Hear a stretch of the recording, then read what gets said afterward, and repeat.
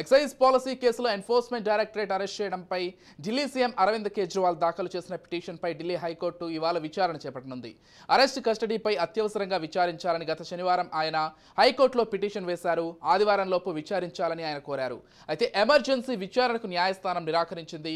ఆదివారం సెలవు కావడం, అటు తర్వాత సోమ మంగళవారాలు 2 రోజులు ధర్మాసనానికి హోలీ సెలవులు వచ్చాయి. దీంతో విచారణ ఇవాళ చేస్తామని తెలిపింది. ఉదయం 10:30 గంటలకు జస్టిస్ స్వర్ణకాంత్ శర్మ ఈ వ్యాజ్యాన్ని విచారించనున్నారు.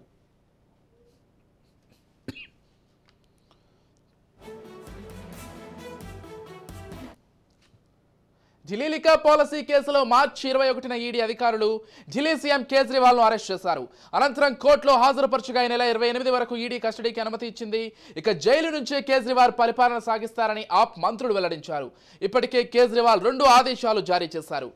ఇక కేజ్రీవాల్ పంపించిన సందేశాన్ని ఆయన సతీమణి సునీత చదివి వినిపించారు. 2021-22 మధ్య ఢిల్లీ ప్రభుత్వం మద్యం పాలసీ తీసుకొచ్చింది. ఈ పాలసీ అమలులో అక్రమాలు చోటు చేసుకున్నట్లు ఈడీ, సిబిఐ గుర్తించింది. ఈ కేసులో డిప్యూటీ సీఎం మనీష్ సిసోడియా గతేడాది నుంచి జైల్లో ఉన్నారు. ఆయనకు ఇప్పటి వరకు బెయిల్ లభించలేదు. ఇటీవలే ఇదే కేసులో బీఆర్ఎస్ ఎమ్మెల్సీ కవితను కూడా అధికారులు అరెస్ట్ చేశారు. ఈడీ కస్టడీ అనంతరం తిహార్ జైలుకు పంపించారు.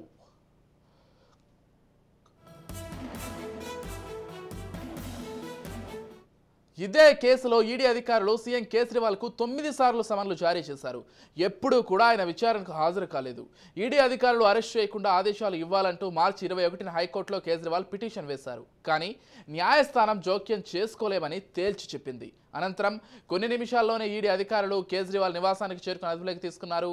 కేజ్రీవాల్ అరెస్టును ఇండియా కూటమి పార్టీలు తీవ్రంగా ఖండించాయి. ఎన్నికల సంఘానికి కూడా ఫిర్యాదు చేశారు. తక్షణమే జోక్యం చేసుకోవాలని కోరారు కేజ్రీవాల్.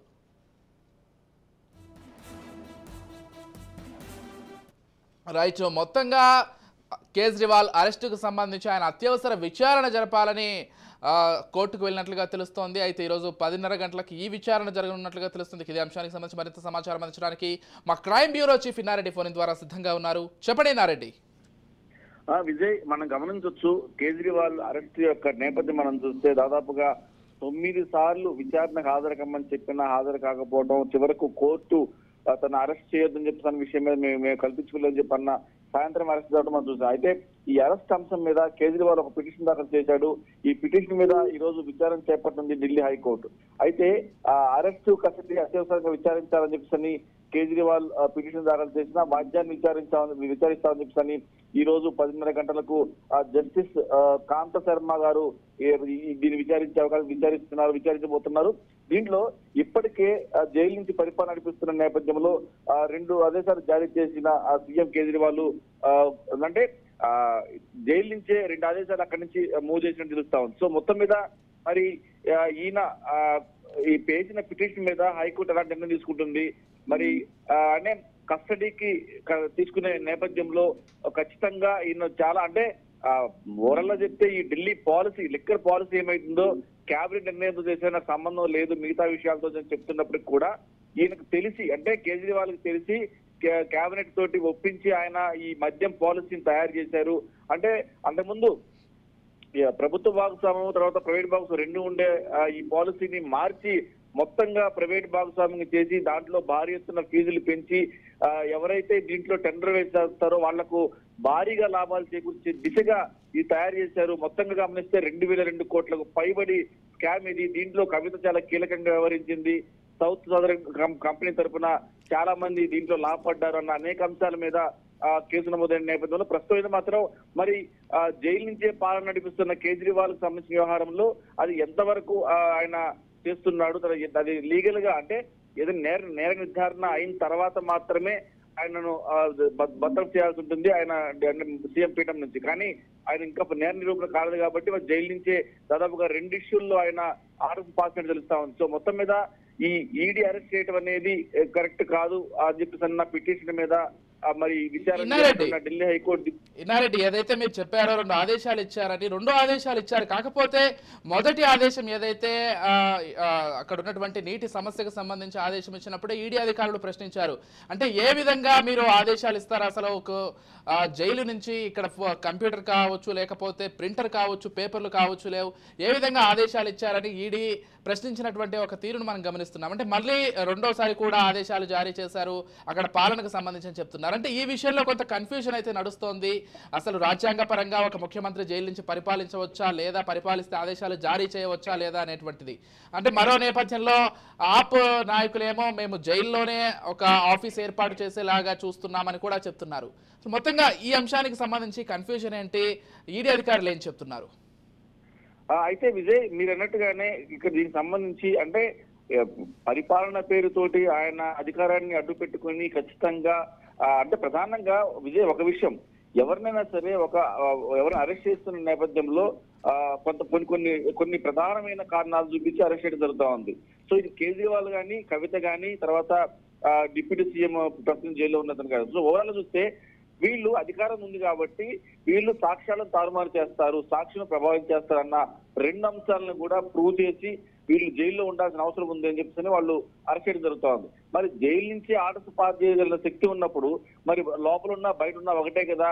మరి దీనికి సంబంధించి ఈయన హక్కులకు సంబంధించిన అంటే ఒక ముఖ్యమంత్రిగా ఆయన జైలు నుంచి పరిపాలన చేయవచ్చా చేయకూడదా అన్న వ్యవహారం మీద కూడా ఖచ్చితంగా ఎన్ఫోర్స్మెంట్ డైరెక్టరేట్ దీన్ని కోర్టు దృష్టి కూడా తీసుకొచ్చే అవకాశం కనిపిస్తా ఉంది. ఏ రకంగా పరిపాలన చేస్తాడు, చట్టంలో ఉన్న అనుమతులు ఏంటి, తర్వాత ప్రొవిజన్స్ అంటే ఒకవేళ చెయ్యాలి అని ఉంటే కోర్టు అనుమతి కావాలి. దానికి సంబంధించిన సెటప్ అంతా కూడా కోర్టు అనుమతి ఇచ్చిన తర్వాత మాత్రమే, కోర్టు అనుమతి మాత్రమే చేయాల్సి ఉంది. అలాంటి ఏమీ లేకుండా ఏ రకంగా ఆ రెండు ఇష్యూల మీద ఆయన నిర్ణయం తీసుకున్నాడని చెప్తున్న నేపథ్యం మీద కూడా ఖచ్చితంగా ఎన్ఫోర్స్మెంట్ డైరెక్టరేట్ అబ్జెక్షన్ వ్యక్తం చేస్తూ ఖచ్చితంగా ఈ రోజు తమ వాదనలు వినిపించే అవకాశం కనిపిస్తూ ఉంది. ఈ రోజు జరగబోయే వాదనలు చాలా చాలా కూలంకుషంగా ఉండే అవకాశం ఉంది. పరిపాలన విషయం కావచ్చు, తర్వాత ఈ లిక్కర్ పాలసీ విషయం కావచ్చు, దీంట్లో కేజ్రీవాల్ యొక్క ఇన్వాల్వ్మెంట్ విషయం కావచ్చు, దీంట్లో ఈయన ఎంతవరకు లాభపడ్డాడన్న విషయం మీద కూడా ఇప్పటికే ఎన్ఫోర్స్మెంట్ డైరెక్టరేట్ కొంత సమాజాన్ని సేకరించింది. సో ఇవన్నిటి మీద కూడా ఖచ్చితంగా కోర్టులో తమ వాదనలు వినిపించే అవకాశం కనిపిస్తూ ఉంది. ఖచ్చితంగా కోర్టు నిర్ణయం ఎలా ఉండబోతుంది, ఆయన మళ్ళీ తిరిగి అంటే రాజ్యాంగం ఇచ్చిన అధికారం ప్రకారం ఆయన జైలు నుంచి ఆయన పరిపాలన చేయొచ్చా అని చెప్పి దాని మీద ఖచ్చితంగా వేడిగా ఈ రోజు ఆర్గ్యుమెంట్ జరిగే అవకాశం కనిపిస్తా ఉంది విజయ్. ఎస్, అంటే మొత్తంగా ఏం జరగబోతోంది అనేది మాత్రం ఆసక్తిగా కనిపిస్తుంది. నారెడ్డి మీరు అన్నట్లుగా అంటే కవిత విషయంలో ఆమెకు బెయిల్ వస్తుందని కొంతమంది ఊహాగానాలు చేసినప్పటికీ కూడా మొత్తంగా ఆమెను తీహార్ జైలుకి అయితే తరలించడం జరిగింది. ఇప్పుడు ఈయన ఏదైతే కేజ్రీవాల్ అరెస్ట్ విషయంలో కూడా బెయిల్కి సంబంధించి కావచ్చు, లేకపోతే ఆ కేసుకు సంబంధించి కావచ్చు, ఈరోజు ఏదైతే అత్యవసరంగా ఖచ్చితంగా విచారించాలని చెప్పారు. అంటే సోమవారం తర్వాత మళ్ళీ సోమవారం మంగళవారం కూడా కోర్టుకు హోలీ సెలవులు ఉండడంతో చాలా గ్యాప్ వచ్చే అవకాశం ఉన్న నేపథ్యంలో ఈ రోజే విచారిస్తున్నారు. అంటే బెయిల్కి సంబంధించి ఏదైనా అనుకూలంగా వచ్చే అవకాశం ఉందా, లేకపోతే ఈ కేసులో ఈ కస్టోడియల్ విచారణను మళ్ళీ పొడిగించే అవకాశం ఉందా, ఏం జరగబోతోంది? ఖచ్చితంగా విజయ్ మీరు అన్నట్టుగా కస్టోడియల్ విచారణ ఖచ్చితంగా పొడిగించే అవకాశాలు ఎక్కువ కనిపిస్తున్నాయి. ఎందుకంటే ఇప్పటి వరకు అంటే తాను 9 సార్లు విచారణకు పిలిచినా హాజరు కాకపోయిన నేపథ్యంలోనే ఈయన సాక్షులను ప్రభావితం చేస్తాడు అన్న నేపథ్యంలో అరెస్ట్ చేశారు. తర్వాత ప్రజెంట్ విచారణ చేస్తా ఉన్నారు. సో ఇప్పటికైనా సరే ఆయనకు బెయిల్ విషయంలో కావచ్చు, తర్వాత జ్యుడిషియల్ కస్టడీ విషయంలో కావచ్చు, తర్వాత జైలు నుంచి అధికారం పరిపాలించే విషయం కావచ్చు, వీటన్నిటి విషయం మీద ఖచ్చితంగా కోర్టు తీసుకొచ్చే అవకాశం కనిపిస్తా ఉంది. ప్రధానంగా ఇది మన ఒకే ఒక విషయం గుర్తుపెట్టుకోవాలి విజయ్, కోర్టు చాలా స్పష్టంగా బెయిల్ విషయంలో గతంలోనే అంటే అరెస్ట్ కాకుండా ఉండాలని చెప్పిన పిటిషన్ మీద చాలా స్పష్టమైన ఆదేశాలు జారీ చేసింది. ఈ సిచ్యువేషన్ లో ఇలాంటి పరిస్థితుల్లో మేము బెయిల్ విషయంలో మీకు ఎలాంటి సపోర్ట్ చేయలేము అంటే అన్న విషయాన్ని అప్పుడే చెప్పిన నేపథ్యంలో ఖచ్చితంగా ఈసారి కూడా బెయిల్ వచ్చే అవకాశం ఎట్టి పరిస్థితులు లేదు. ఎందుకంటే కేసు చాలా కీలక దశలో ఉంది కాబట్టి ఒకవైపున కవిత కావచ్చు, మరోవైపున కేజ్రీవాల్ కావచ్చు, వీళ్ళిద్దరే ఈ లిక్కర్ స్కామ్ లో కీలకమైన కింగ్ పిన్లు. ఆయన పాలసీ తయారు చేశాడు. ఆ పాలసీలో ఎవరెవరు ఉండాలి, ఎవరెవరు పెట్టుబడులు పెట్టాలి, ఏ రకంగా దాన్ని ఆర్థికంగా లాభపడేలా చేయాలని చెప్పన్న విషయం మీద సౌత్ గ్రూప్ వ్యవహారంలో కీలకంగా వ్యవహరించింది కవిత.